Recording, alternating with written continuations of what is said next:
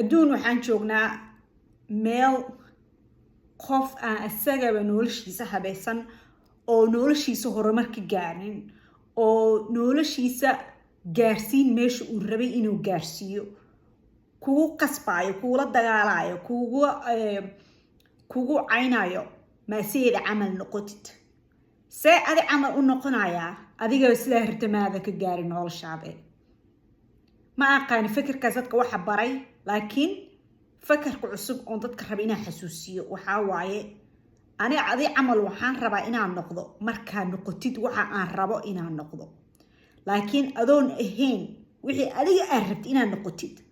ha isku dayin ana inaad dhulka igu jiidatid oo hogga aan kula galo ilaa nolosha waxay ku macaanta markaa u fikirtid ani haddaan dhintaba waa dhintay dadka kale tan iyo dhiman baa fiican maahane ani haddaan dhintana haleela dhinto ma fiicna